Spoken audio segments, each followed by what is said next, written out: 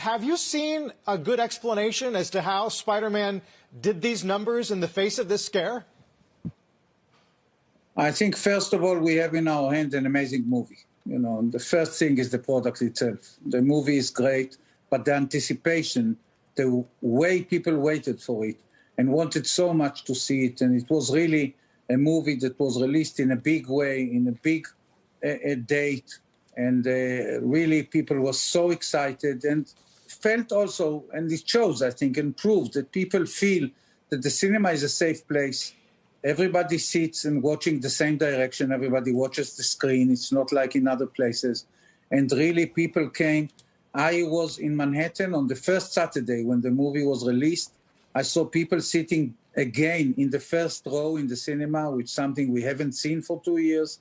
It was really an amazing experience for the audience, for us as the operators, and of course for the studio. Yeah. So I wonder, when you combine the proven performance from Spider-Man and now these relaxed guidelines on isolation from the CDC here in the States, whether or not we get some pendulum shift back to exhibitor theatrical distribution and away from streaming in 2022.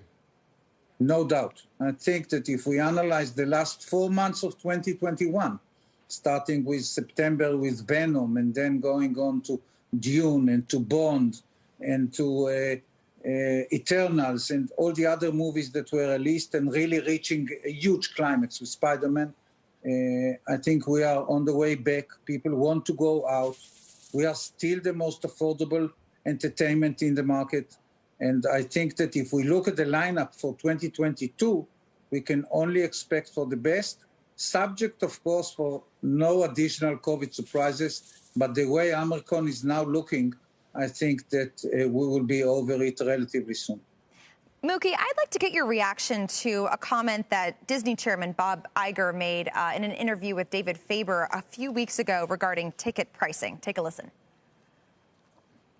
I worry that the cost of a movie ticket is becoming more of a problem for people, particularly in inflationary times, which we've been experiencing.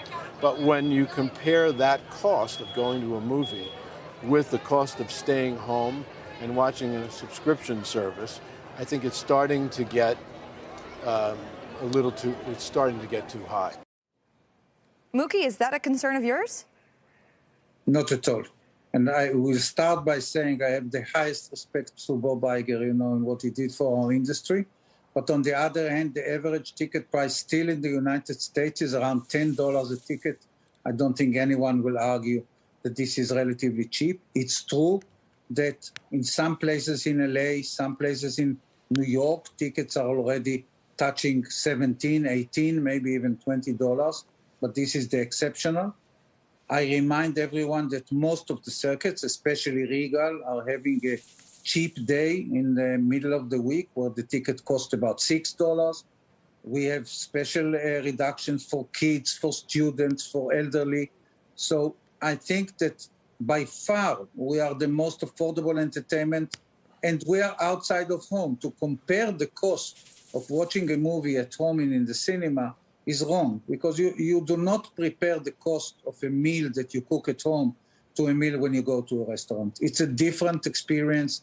We offer a social experience, people watching the movie together, laughing together, crying together, right, being frightened together. I think altogether, this is a completely different experience, not to talk about the quality, the size of the screen, the sound, etc.